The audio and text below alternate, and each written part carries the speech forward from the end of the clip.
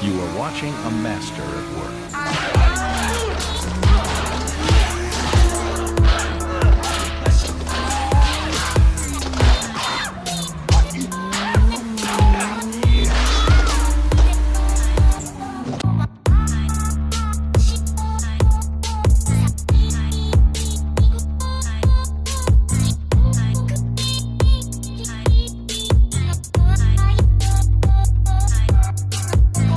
Alright guys, so I had some footage get deleted in this video, so I'm actually just going to explain what we're doing in the video. Obviously you'll know because I'm going to show you, but me and David went to the junkyard up in Springs to get a 5.3 or a 4.8 or a 6 liter, whatever we could find, and so I printed off a VIN chart and some other stuff to kind of find out what engine came with what truck or car or SUV or whatever, because a lot of them are just like completely unrecognizable.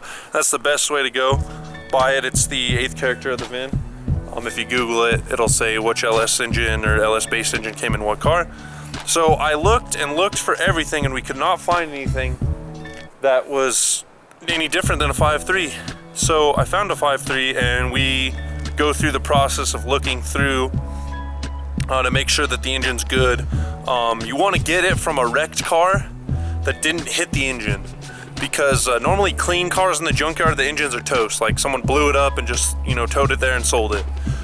So wrecked cars are good. Burnt cars are the second best, even though, you know, heat does destroy stuff. If you're gonna redo everything and you just want the block and stuff like that, it's probably fine, because obviously the engine gets hot and fire doesn't really damage metal unless it's like super crazy hot. But kind of beware about all that stuff. Always look for a wrecked vehicle to get an engine out of in the junkyard. So head up to U Pull and Pay with David, and I'll start the footage here and we'll go on from there.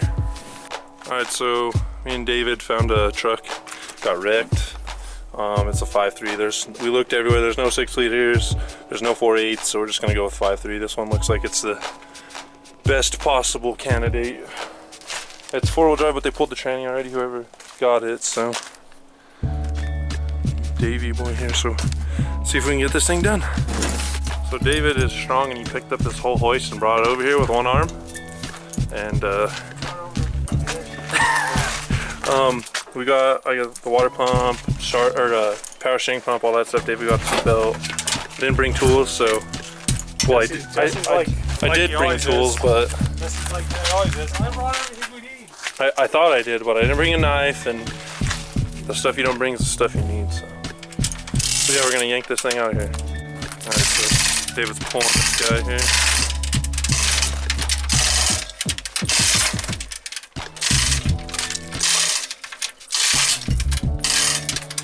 Oh yeah, that's coming out like a frickin',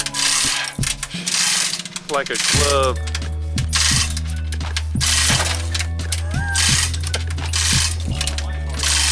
Exactly, it's a junk car. Gear reduction, so I'm gonna pull it out. Oh man, they used a microguard filter. Ooh, the premium microguard. It's even RV rear sump. Look at that. Oh yeah. This is time for a Mustang. Oh yeah, dude. 8-second 5.3 junkyard. All right, I'm gonna stop talking and help Davey boy here. All right, so we got the engine pulled. Total time to pull, find it, pull it, and take off all. Alright, so I'm headed back home. As you can see, I got the LS back there.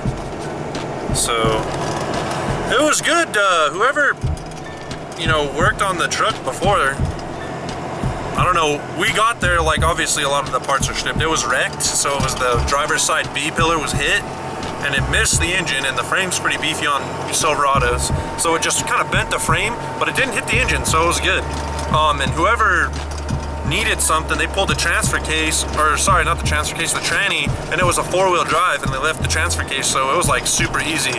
It took 2 hours of me and David messing around. The reason why it took longer than that, I mean, it would have been an hour, but I had to take off the power steering pump, the alternator, the freaking water pump, the tranny cooler, just all kinds of stuff. Cut the harness, because you pull and pay, they charge you for everything. And like the power steering pump was cocked, like someone, I don't know, that thing got hit a little bit bent and it was like not worth keeping. They pulled the starter, whoever pulled the tranny, so I mean it's not really worth it anyway because I'm going manual, so I need to get a manual flywheel and a manual starter, but I don't know, they might be the same. And then I had to pull the flywheel because they're gonna charge me like 25 bucks for the auto flywheel. I'm like, really? The flex plate? Okay, whatever. So I had to pull all that stuff off and you know, all that, but luckily someone already cut the exhaust. I didn't have a grinder or, you know, stuff like that, so it's actually pretty good. So it is a 5.3. I could not find any 4.8s. All the 6 liters, everyone just freaking yoded them out of everything. Somebody dropped the whole freaking cross member of a van and just flipped it over. It was nuts. The truck, they just like picked it clean like a bunch of buzzards.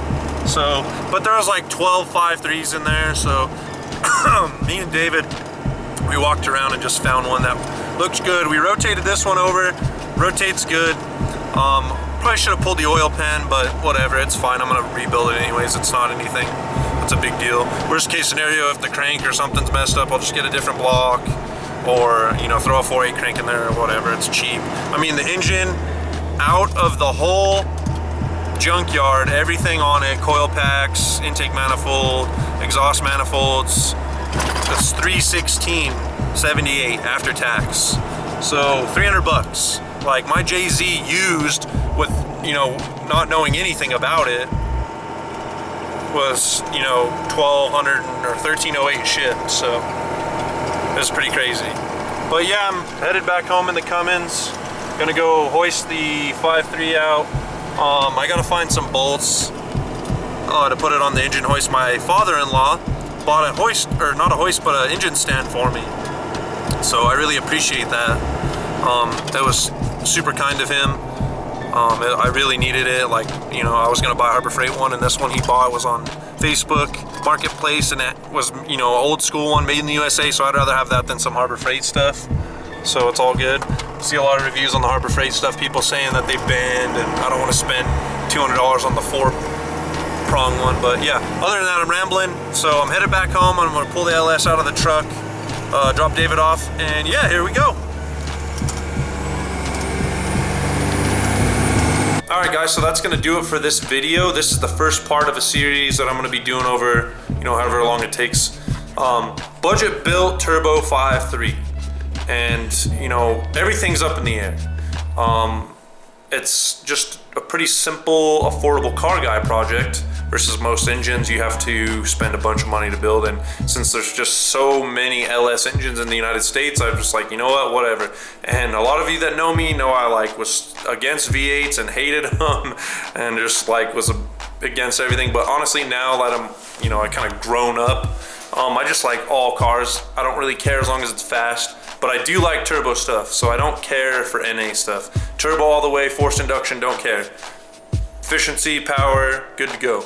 So yeah, that's the end of this video. So let me know what you think I'm gonna do with this and put it together. What do you think I should do with it? Parts recommendations, things below. And I'll kind of do an overview and a teardown in the next video. So thanks for watching.